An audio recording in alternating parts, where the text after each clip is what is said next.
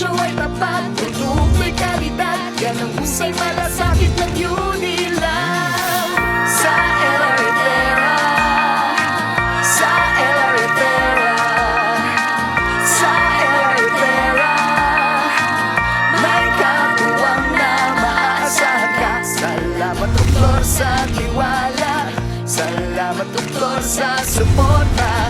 Dahil sa ating samahan, pasyenteng Pilipino'y nagtutulungan. For so many years, our partnership has stood the test of time, and we thank you for giving us the opportunity to help our fellow Filipinos live a healthy and quality-driven life. Ang makatulong sa kapwa ay isa sa pribilehiyo ng aming trabaho sa LRI Therapharma. At sa panahon ngayon na lalong lumalaki ang bilang ng mga pasyenteng may cardiometabolic problems, higit naming pagbubutihan ang aming gawain. Kaya't makakaasa po kayo na kami laging magiging handa at inyong kaagapay sa paghahatid ng lunas sa mga pasyenteng Pilipino. Katuwang na maaasahan, hindi lang isang pangako, kundi isa ring prinsipyo na nakatanim sa bawat isang LRI Therapharman. Dahil alam po namin na sa pagtupad ng aming tungkulin ng tapat sa inyo, kami nakakatulong rin sa mga pasyenteng Pilipino. Kaya't hayaan po ninyo na ituloy natin ang ating samahan dahil marami pang pasyente ang ating matutulungan. Sa LRI Thera, sa LRI Thera, sa LRI Thera, may katuwang na maaasahan ka. Kami kasama tutupad ng misyon ninyo sa ating kapwa. Tayong dalawa ay may mithiin, pasyenteng Pilipino'y patuloy ang pagalingin. Sa LRI Thera, sa LRI Thera, sa LRI Thera, may katuwang na maaasahan ka. Salamat doktor sa tiwala, salamat doktor sa suporta. Ituloy natin ang samahan, marami pang pasyenteng matutulungan. Dakal salamat. Agyamanak, salamat! Salamat. Salamat! Salamat, Gid! Daghang salamat. Salamat! Ituloy natin, Doktor, ang samahan.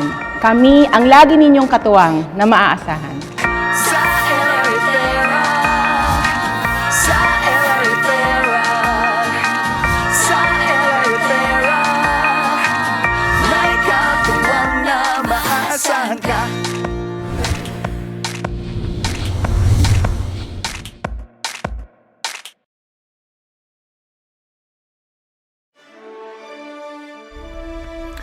Good evening, dear doctors, and welcome to this dinner symposium sponsored by LRI Therapharma.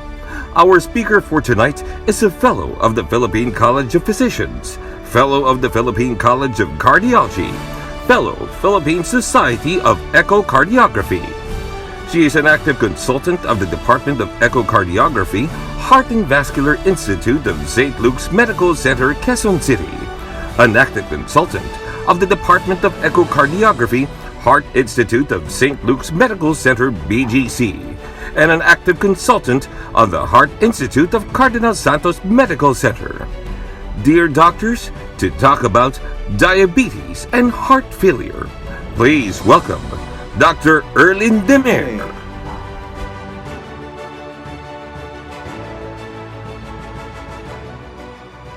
Good evening, everyone. Thank you for having me this evening, and congratulations on the success of your virtual convention. The title of my talk is When Sugar Changed the World. You might say, what, when, and how, and what is that to us? Well, sugar did change the landscape of heart disease.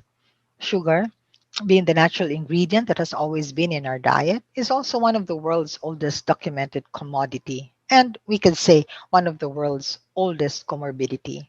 So when we talk of sugar, we talk of diabetes. And when we talk of diabetes, we talk of cardiovascular disease. So let's look into how it has affected the cardiovascular continuum from risk factors to heart failure. I have no actual or potential conflict of interest in relation to this presentation.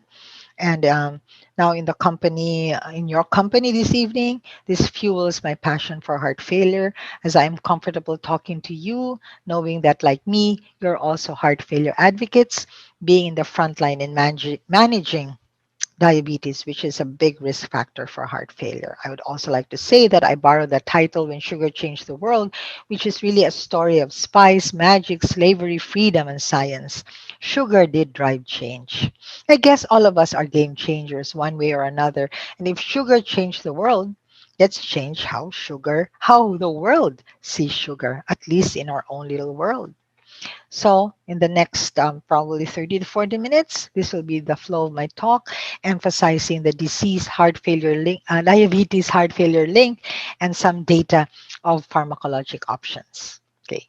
It is widely believed that cane sugar was first used by man in Polynesia, from where it spread to India.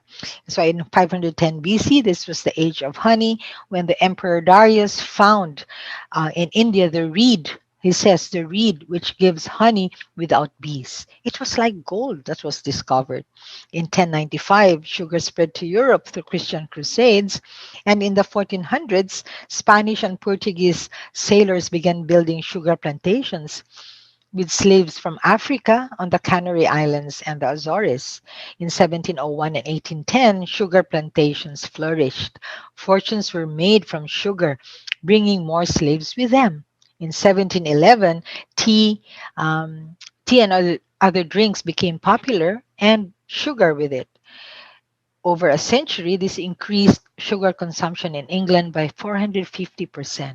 And in 1747, with the discovery of the sugar beet, then came the age of science. In 1800s, English factory workers began to think of sugar as a necessity, and factories of the most advanced economies revolved around sugar to survive. This was actually also the time that pancreatic diabetes was discovered. What followed then was hard labor for the sake of sugar. Like in 1835 to 1917, hard labor was brought to American sugar plantations through the Indians. In the 1850s, when slavery was abolished, it was no longer an option. Hard labor was shifted to low cost labor from China, Japan, and even the Philippines. That is the timeline of how sugar changed the world. Yes, you may say sugar changed the world, and I guess we could say sugar changed the Philippines. So what about the sugar industry in the Philippines? Well, in 1521, beginning with the Spanish colonial era in the Philippines, sugarcane farming was already extensive on many islands, particularly in the Visayas, that in 2005, the Philippines was now dubbed as the ninth largest sugar producer in the world. Amazing, right? Though we know that sugar is not the only or a direct risk factor for type 2 diabetes, although it can have indirect effects, of course, the question really is, can one get diabetes from eating too much sugar? The answer could be pretty obvious for us. Okay? In 2013, the study involving more than 175 different countries found that more sugar in the food supply led to increased diabetes rates. And every additional 150 calories, which you find in your sugar bar, per day, per person, will increase diabetes levels by 1%. In 2014, this was re-emphasized that excessive sugar consumption was linked to increased risk of death from CVD. And since diabetes increases the risk of CVD, the American Heart Association suggests that people should limit all added sugars because they found that people who got more than 25% of their daily calories from sugar were more than twice as likely to die from heart disease as participants who got 10% or fewer of their calories from sugar. Added sugars, therefore, is something to contend with. It's controversial, yes, and it's a hotly debated topic. Studies upon studies gives us the current understanding that consumption of added sugars increase the risk of a variety of chronic diseases. As I said, cardiovascular disease, number one, diabetes, and even non-alcoholic fatty liver disease, as well as cognitive decline and even some cancers. Now, recognizing that sugar sweetened beverages is a driver of obesity that contributes to the burden of non communicable diseases in low and middle income countries like the Philippines, we are one of 27 countries that has introduced a sweetened beverage tax. This solution to curbing the rapid escalation of obesity has been endorsed by the World Health Organization, as you see in the slide, that it is cost effective, although it is a policy solution, okay, it is a political solution, it might be effective. Okay? It is a known fact in the Philippines that obesity and diabetes go hand in hand, and almost 90% of the diabetics are overweight or obese. So in 2013, our statistics show that 31% of the 56.3 million Filipino adults were overweight. And the percentage of overweight youth has nearly doubled in 10 years. In a nutshell, we see in this slide that as sugar became a necessity in the 1800s, pancreatic diabetes was also discovered. Okay, this was in 1889, and science evolved with it. Science evolved with it in finding ways to deal with the effect of sugar, starting with the discovery of insulin, okay, right after the discovery of the disease, okay, and into even stem cell discovery of the stem cell islet transplant first introduced in 2014. And as science does respond to trends of disease, but the way we're going, global projections might just be right. With an increase in 51% or like 700 million people with diabetes in 2045 as a projection, that's something to contend with, and even more in Southeast Asia. You can see that in Southeast Asia, it's predicted that in 2045, we will have a 74% rise in the number of people with diabetes, and that's about 153 million.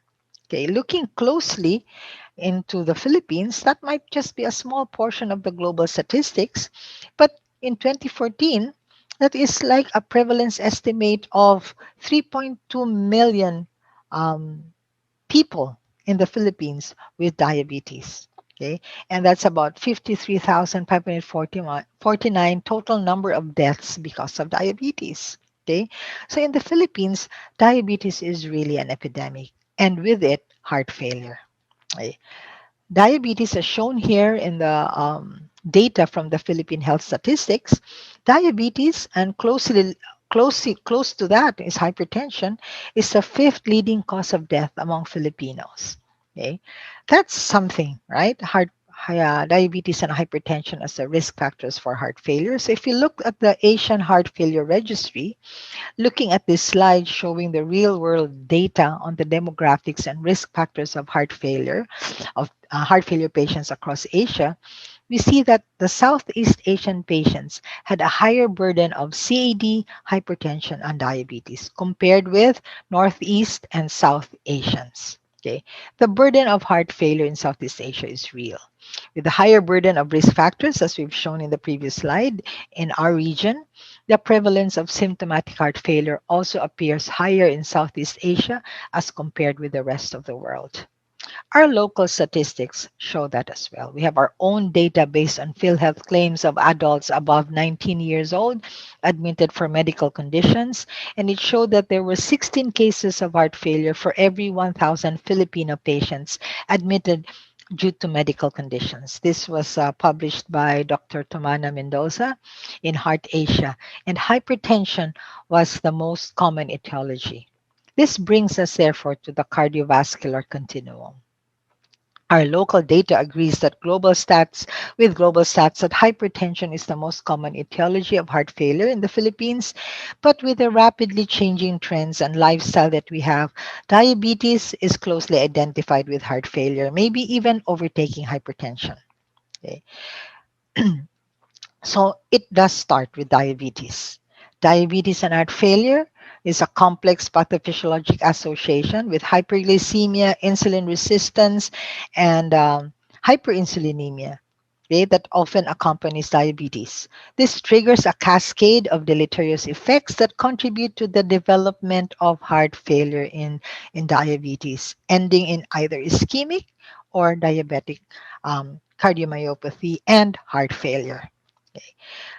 Special mention of the AGEs. We know that advanced glycation products, which is part of the cascade of deleterious effects, it accumulates with age in our body and it's found in our daily food, mostly in sugars, okay, in the food that we eat.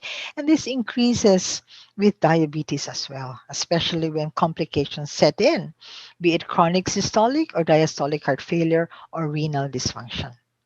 Therefore, it is more than vital to look into the diabetic heart, since heart failure risk is 2 to 5 times higher in diabetics. Now, the pathogenesis of diabetic cardiomyopathy is yet to be clearly defined, but it is characterized by diastolic dysfunction with preserved ejection fraction, found in about 40 to 75% of diabetics. This is actually caused by insulin resistance and pathologic remodeling, okay, and LV hypertrophy leading to interstitial and perivascular fibrosis.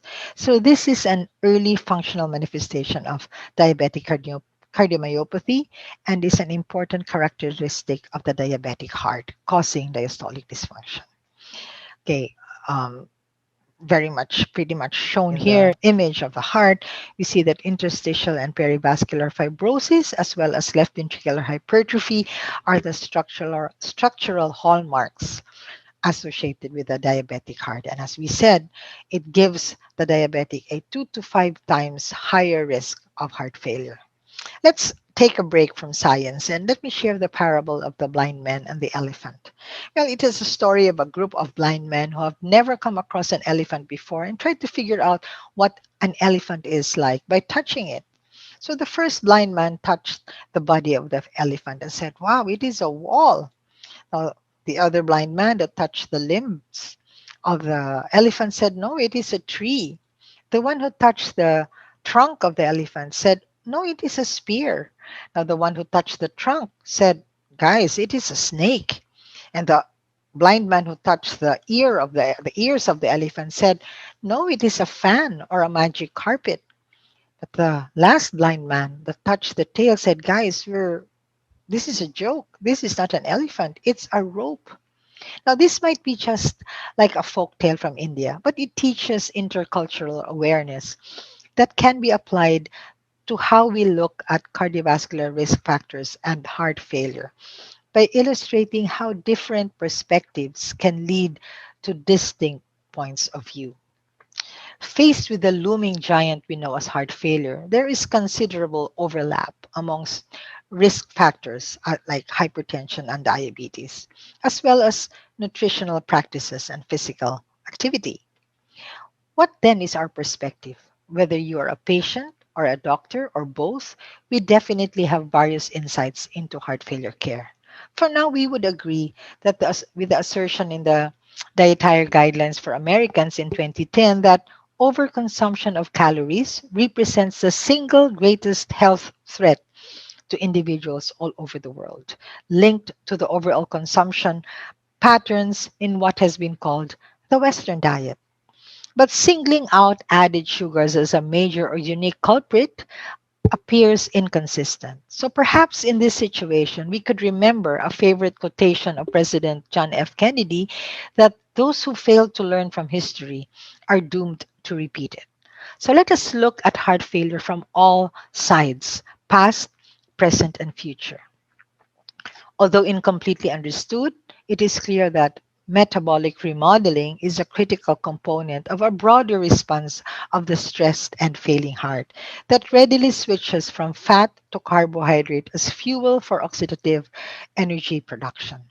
Though initially adaptive, this ultimately results in a loss of insulin sensitivity and hence a loss of metabolic flexibility and metabolic remodeling. Okay, so this then becomes the early feature of metabolic dysregulation in the failing heart, like it's an engine out of fuel. Now, from that comes cardiac remodeling, leading to symptoms, outpatient decompensation, and hospitalization, leading to death. We know that Asia is home to the majority of the world's diabetic population. Okay, we've shown that in the previous slide.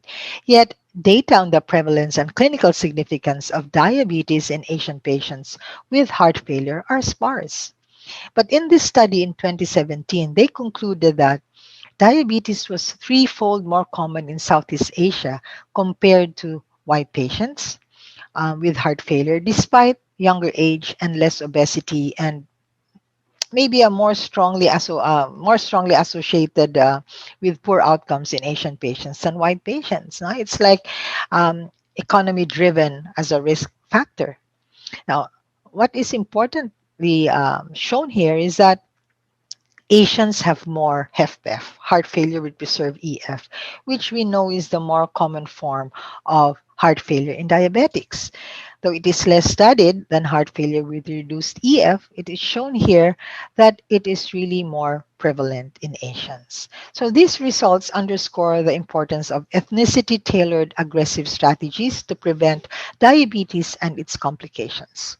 In the same study shown here, okay, you look at the red broken line, Asian diabetics has the lowest survival rate compared to the white counterparts, even compared to the Asian diabetic.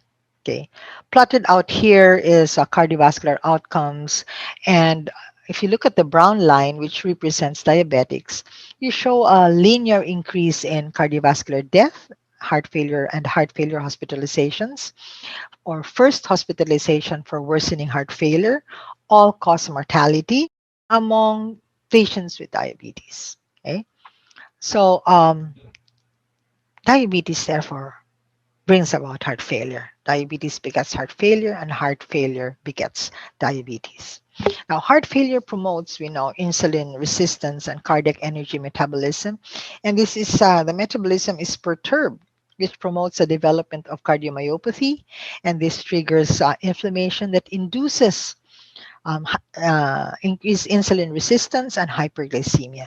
Conversely, diabetes by itself also induces insulin resistance and hyperglycemia, thereby decreasing energy levels in cardiomyocytes, converging into cardiomyopathy. So the cycle goes on and on. So we could say that in the context of sugar control and heart failure, we now know that blood glucose lowering might not be sufficient to prevent increased hospitalization and mortality for heart failure. So this reinforces the possibility that additional factors beyond glycemia might contribute to the increased risk of heart failure in diabetics, or that independent mechanisms might exist linking anti-hyperglycemic therapies and left ventricular remodeling. That's why normalization of glycemia might not entirely restore cardiovascular risk to non-diabetic baseline. Hence, prevention is the key. Now, whether strict glycemic control alters the risk of cardiovascular events in patients with heart failure is uncertain. So shown here, high or low HbA1c have the same risk of death. Given the lack of heart failure specific data to guide HbA1c goals in patients with heart failure and diabetes, the authors of this study suggest a target range of HbA1c of like 7 to 8% for most patients with heart failure, which is consistent with the diabetes clinical practice guidelines for patients with diabetes and serious comorbidities. I hope you agree with me on that. Now, for patients with advanced disease, no, like stage D heart failure, who are not pursuing mechanical circulatory support or transplantation, it is advised that less stringent goals may be appropriate and that glycemic control should be implemented gradually and moderately. Okay, so this diabetes heart failure link we see now is more real than perceived. Okay, that's why treatment should also be linked. Okay, when the heart failure diabetes link is there, we have to link treatment as well. You would ask, what is that and how do we go about it? Well, it is not surprising that the list of new therapies of heart failure and diabetes is constantly expanding, including the improvement in cardiac performance and reduction of symptoms in heart failure that can be achieved by modulation of cellular energetics, or what we call metabolomics. Okay. Since 2012 up to the present, a lot of studies have investigated the major cardiovascular outcome and the benefit of treatment with oral hypoglycemic agents, particularly DPP-4 inhibitors, GLP-1, and the new kid on the block, SGLT2 inhibitors. Okay, going back to our perceptions of the giant elephant we call heart failure, there's really still a lot that we don't know about how best to manage patients with diabetes and heart failure. But a number of ongoing studies will help to elucidate things further. But like the blind man, excited to touch and feel the elephant and try to make a good guess, heart failure and its risk factors, especially diabetes and hypertension, is indeed an exciting area in medicine and science that opens a lot of opportunities for us to improve patient management and outcomes. So, looking at the pillars, ACE, ARBs or ARNIs, beta blockers, MRAs, SGLT2s, and hovering above it are metabolic modulators. We can now see the entire spectrum of heart failure disease management. Yes, a lot of progress in the treatment has been made with all that we have, ARNIs, ACE inhibitors, beta blockers, MRAs, and SGLT2s. Okay, but prognosis and quality of life for even the optimally treated patient remains poor. That's why I would want to emphasize that we need to look into metabolic modulators. So let's discuss briefly the pillars in heart failure management. But for the interest of time, maybe let's just focus on ARBs, beta blockers, and cardiac modulators. Okay. This slide shows the mega clinical trials that have shaped our clinical practice on RAS intervention to address heart failure, post MI, diabetes, hypertension, cardiovascular risk, and stroke prevention, with captopril as the first ACE inhibitor to be introduced.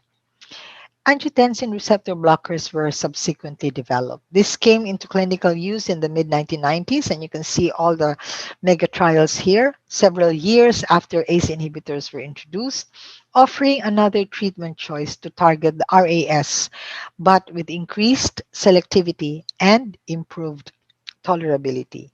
Indeed, sugar changed the world and shaped science that spurred trials upon trials to find the holy grail of diabetes management and heart failure, with the overall message now that ACE inhibitors and ARBs significantly improve the treatment of patients with congestive heart failure following MI and with chronic renal disease.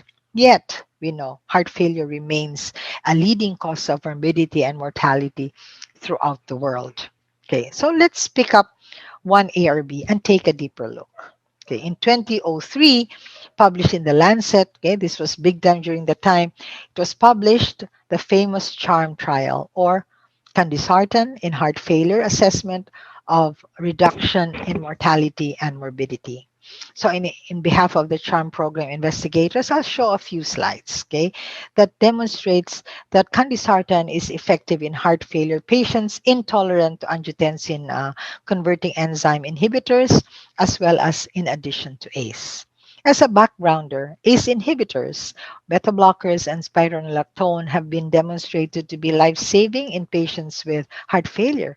However, these patients still remain at high risk for cardiovascular death and recurrent hospital admissions for heart failure.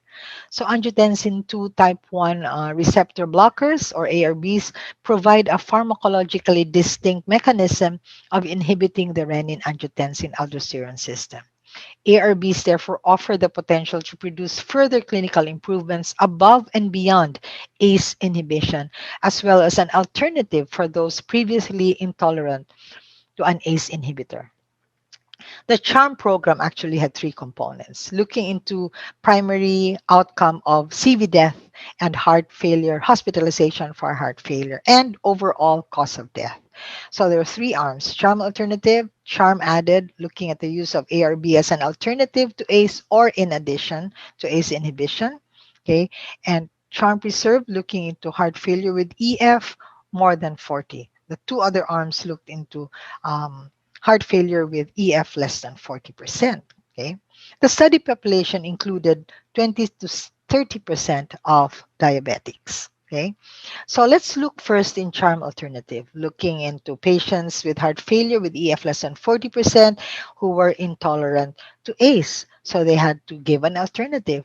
And clearly, candesartan gave a 23% reduction. Okay, so in conclusion, despite prior intolerance to another inhibitor of the renin-angiotensin-aldosterone system, candesartan was well tolerated, and in patients with symptomatic chronic heart failure and ACE inhibitor intolerance, candesartan also reduces cardiovascular mortality and morbidity. Now, CHARM added, again looking into cardiovascular death or heart failure hospitalization, it showed a 15% reduction with the use of candesartan. So, in conclusion, addition of candesartan to an ACE inhibitor and a beta blocker leads to a further and clinically important reduction in cardiovascular mortality and morbidity in patients with heart failure. This benefit is obtained with relatively few adverse effects, although there is an increased risk of hypotension, hyperkalemia, and renal dysfunction. Now, in a charm preserved, as you said, this is a LVEF of more than 40% already treated with an ACE, okay, or not. They looked into the primary outcomes of cardiovascular death or heart failure for hospitalization for heart failure, and it showed a good 11% reduction in primary outcome. Okay, and aside from that, shown here in the charm preserved group, there is a lower rate of development of new diabetes in the candesartan treated group.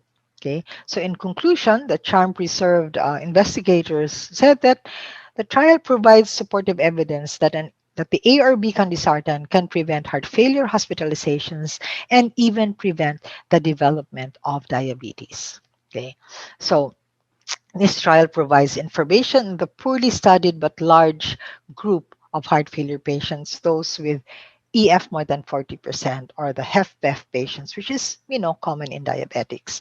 So when taken in the context of the results of the two parallel CHARM trials in patients with low EF, physicians may consider candesartan in patients with heart failure irrespective of ejection fraction. Okay, looking at the three arms on all-cause death overall, okay, they showed a reduction of 9% all-cause death, okay, reduction in 12% of CB death and non-CB death, okay, and a reduction of 16% with the use of um, candesartan, where CV death or heart failure for hospitalization is concerned. So what are the overall implications of the CHARM trial? The consistent effects of candesartan across the three CHARM trials suggest that the addition of the ARB candesartan can be considered in all patients with chronic heart failure irrespective of ejection fraction, age, and gender, and the benefits were achieved on top of other effective concomitant therapies, including ACE inhibitors and beta blockers. So if you look at our cardiovascular continuum now, we have candesartan for heart failure, starting from risk factors, and candesartan for heart failure. Okay, so let's now go deeper into beta blockade. Okay, we know that patients with heart failure have decreased cardiac output and as a consequence, increased adrenergic activity. The resulting activation of cardiac beta 1 adrenoreceptors we know leads to increased heart rate and contractility. This is a compensatory mechanism primarily at the start, directed to restore cardiac output as shown here, right? But over time, it can also lead to worsening of the disease and even sudden arrhythmic death. So beta blockade inhibits this downward spiral to improve survival in patients with chronic heart failure. And so contrary to the long-held beliefs that beta blockers um, aggravate heart failure, okay, beta blockers do not aggravate heart failure and are even beneficial in the treatment of the disease. So the effect of different generations of beta blockers has been debated. So let's look at some trials here. This is a trial looking into carvedilol and its effect on mortality, risk, and heart failure patients with diabetes. This is actually a meta-analysis. Now, if you look at the carvedilol, which blocks both beta 1 and beta 2 and alpha 1 receptors, it is a potent antioxidant. And as shown in this trial, it may have a mortality benefit in diabetics with heart failure. So this meta-analysis actually gathered 7 large placebo-controlled trials using carvedilol that included 5,757 patients with heart failure, 25% of whom had diabetes. Okay, so it concluded that diabetic patients with or without heart failure benefited with carvedilol, and especially focused was the trial Copernicus.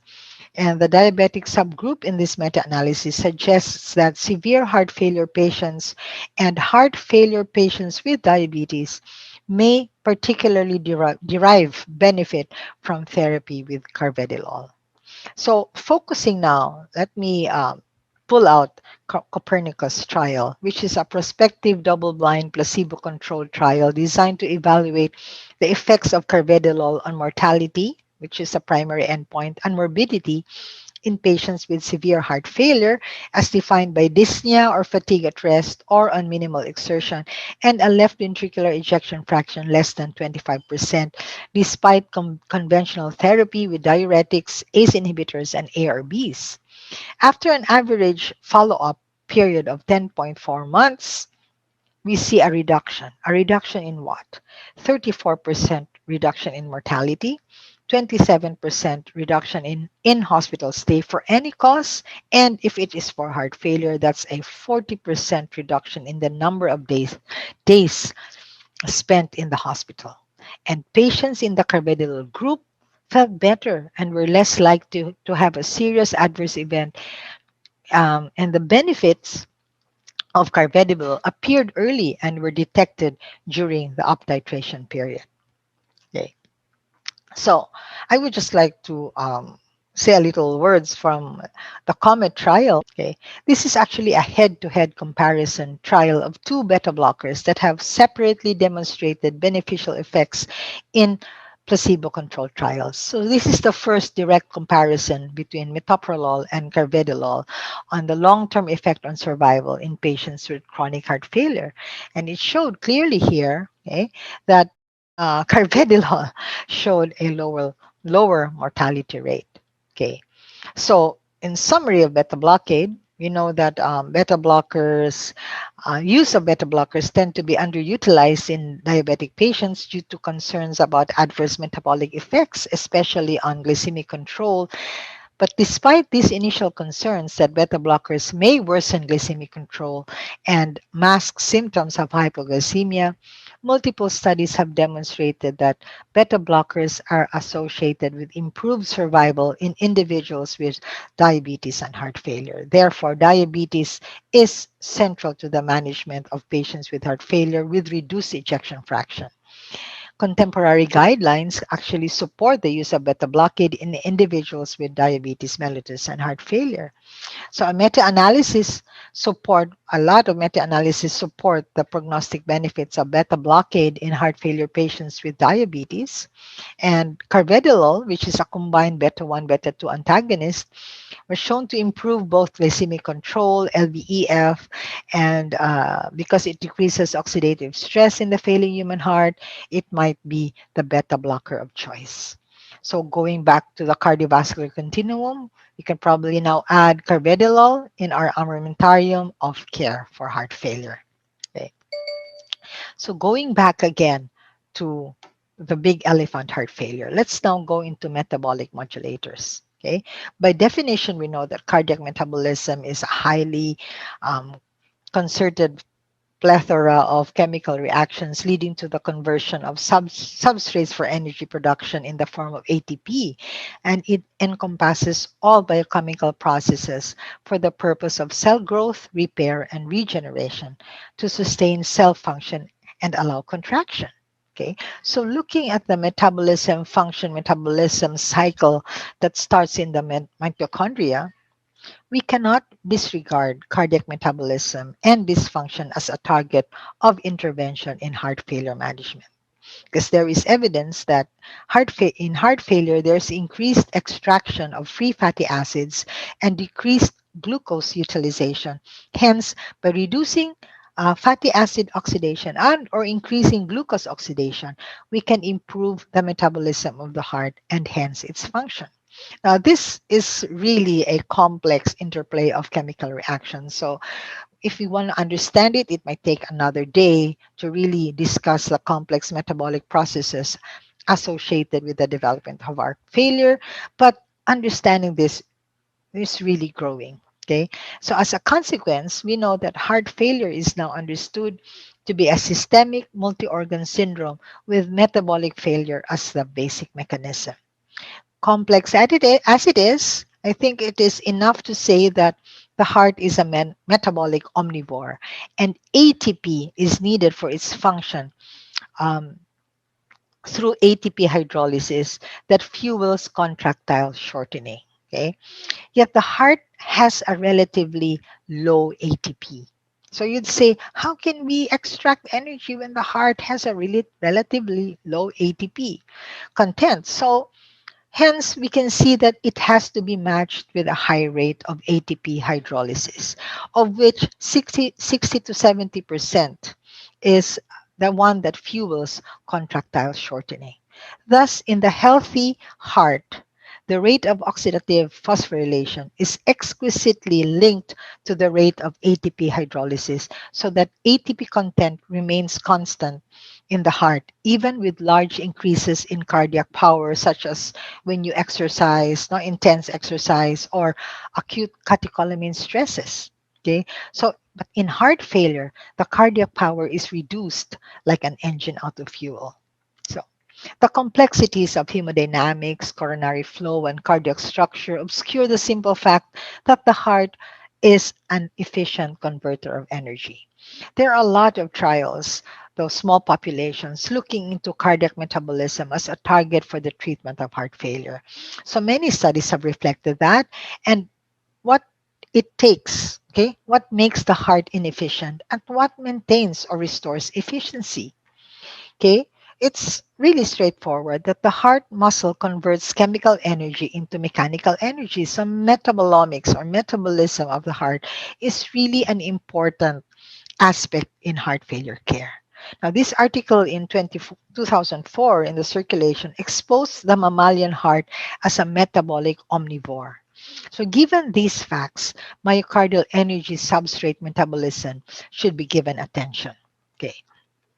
In conclusion from this RCT, we know that RCT upon RCT followed suit. Okay, after the heart was exposed as a metabolic omnivore, authors concluded, okay, and they stated here in their meta-analysis that trimetazidine improves systolic function and clinical symptoms in chronic heart failure, and it reduces all-cause mortality, cardiovascular events, and hospitalization after long-term treatment. Okay.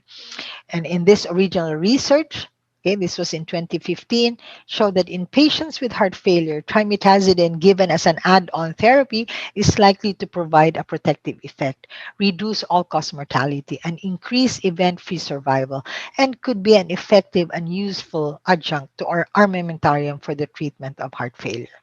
That's why one of the changes made by the 2016 European Guidelines on Heart Failure was the addition of trimetazidine in the guidelines section devoted to the pharmacologic management of angina in patients with heart failure.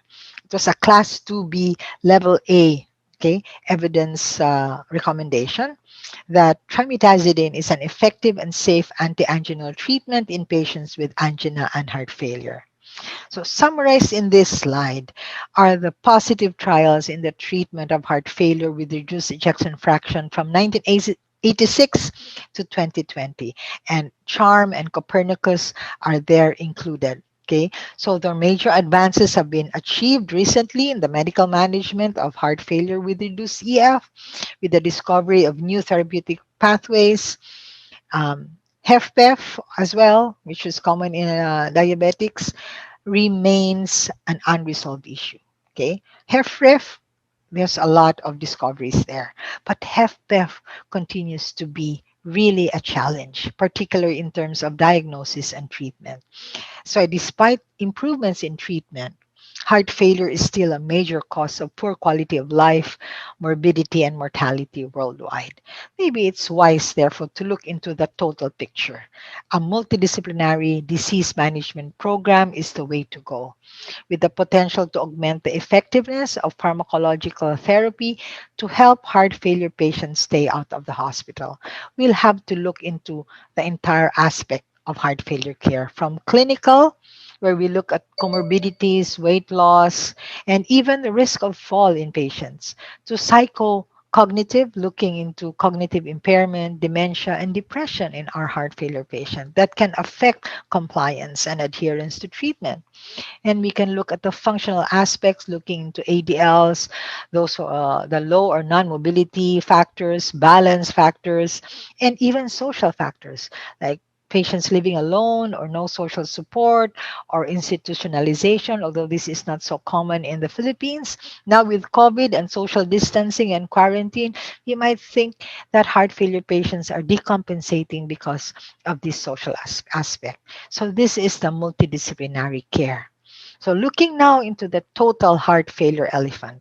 Okay, let us learn from the realization of the blind men when they saw that they had different interpretations of what the elephant is based on what they were touching.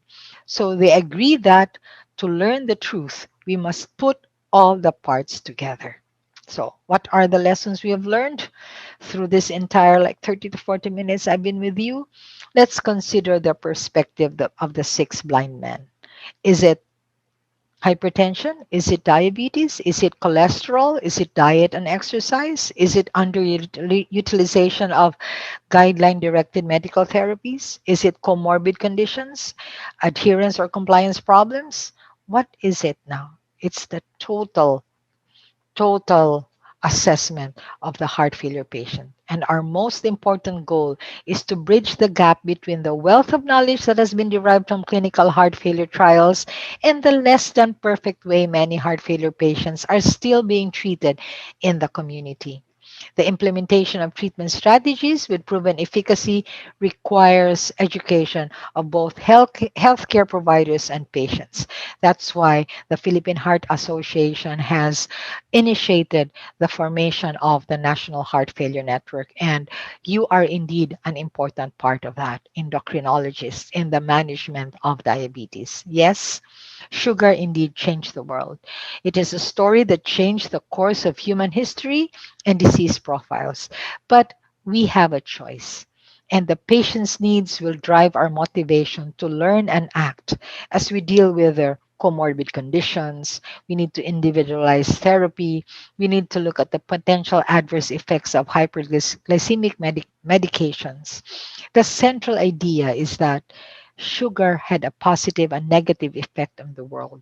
And like all kinds of change, there are many hidden costs. So for every change, for every fact, for every disease, we have the choice to prevent and improve clinical outcomes and quality of life in our patients. So with that, I say thank you very, very much for your kind attention.